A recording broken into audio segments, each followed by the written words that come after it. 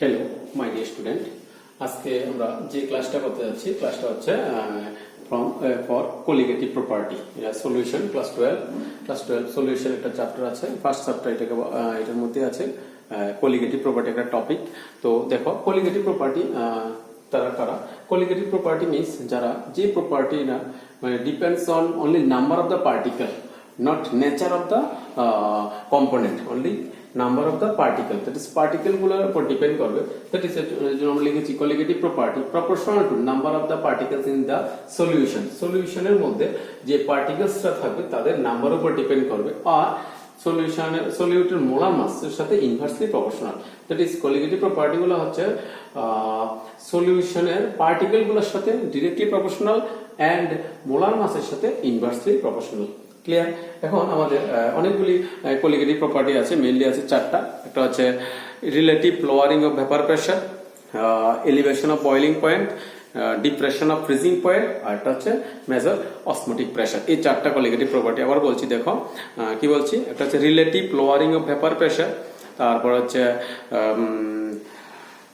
Elevation of boiling point, depression of freezing point and osmotic pressure. এই চারটা হচ্ছে আমাদের মেইন কোলিগেটিভ প্রপার্টি। এখন আজকে আমাদের যে ক্লাসটা হবে এটা হচ্ছে relative lowering of vapour pressure. That is এটার উপরে কিছু নিউমেরিক্যাল আমরা দেখাবো আজকে। দেখো ইজিলি এটা করা যায়, এমন কোনো কিছু নেই। দেখো এখানে কি আছে, relative lowering of vapour pressure, এটাকে আমরা P0 - P by P0 এই ফর্মুলা দ্বারা আমরা এক্সপ্রেস করতে পারি, যেখানে P0 হচ্ছে vapour pressure of pure solvent P0।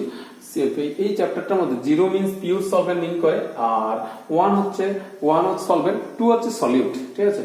P0 - P by P0 equals to হচ্ছে x2 হচ্ছে mole fraction of the solute, আর এটাকে আমরা লিখতে পারি del P by P0, কারণ দুইটা ডিফারেন্স আছে সেজন্য del P by P0 লিখতে পারি।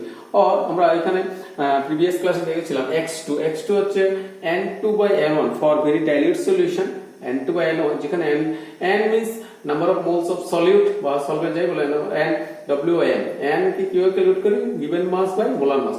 তো যেহেতু 2 তাহলে W2 by M2, N1 হচ্ছে W1 by, যেটা সিম্পলিফাই করলে আসছে কি W2 M1 by W1 M2। এখন এই ভ্যালুটা যদি এখানে পুট করা হয়, দ্যাট ইজ অলরেডি কি আসছে P0 - P by P0 equal two আসছে W2 M1 by W1 M2। এটা হচ্ছে আমাদের মেইন প্রপার্টিটা, এটা হচ্ছে রিলেটিভ মানে colligative property, relative lowering of vapour pressure. এটা এখন যেখানে আইডেন্টি গুলো যে P0 হচ্ছে vapour pressure of pure solvent, and Pটা হচ্ছে ভেপার প্রেসার অফ সলিউশন, Pটা হচ্ছে কি vapour pressure of solution, and W1 and W2 হচ্ছে given mass of solvent and solute, M1 M2 হচ্ছে molar mass of solvent and solute। Clear? molar mass of solvent and solute। আমরা এমন একটা numerical দিয়েছিলাম যেটা হচ্ছে নিউমেরিক্যাল ছিল, যেখানে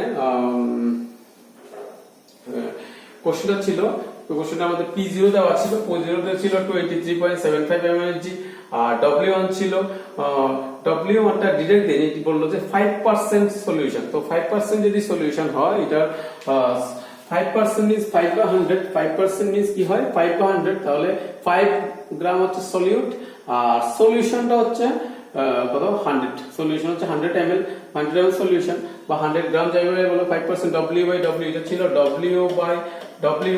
তাহলে সলভেন্টটা কত হবে? W1 হবে 100 ml square, that is 95 gram, আর W2 হচ্ছে সলিউট 5 গ্রাম, আর কোশ্চেনে molar mass of solute, molar mass ছিল ওয়াটার, সেজন্য 18 গ্রাম, আর সলিউটটা ছিল 60 গ্রাম। এখন এই ভ্যালুগুলো যদি পুট করা, কোশ্চেনটা আমি বলছি, কোশ্চেনটা ছিল হচ্ছে এমন কোন একটা দাঁড়া, কোশ্চেনটা একটু বলছি। কোশ্চেনটা ছিল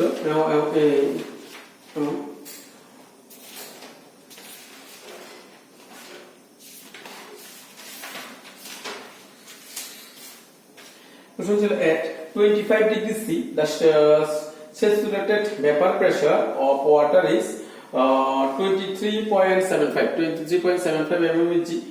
Find the saturated vapor pressure of a 5% aqueous solution of urea at the same temperature.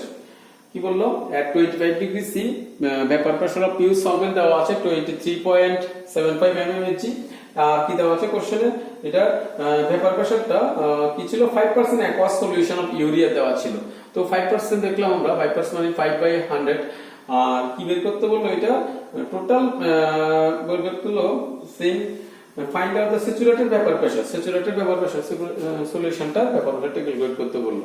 তাহলে এটা আমরা লিখতে পারি, আমাদের ফর্মুলা ছিল P0 minus P by P0। এটাকে দেখো আমরা যদি P0 টা দুই দিকে সাপ্লাই করে দিলে P0 by P0 minus P by P0, এখান থেকে P0 0 ক্যান্সেল হয়ে গেলে কি থাকবে 1/1 minus P by P0, 1 minus P by P0 থাকবে। তো এটাকে আমরা 1 minus P by P0 equal to যা ছিল তাই।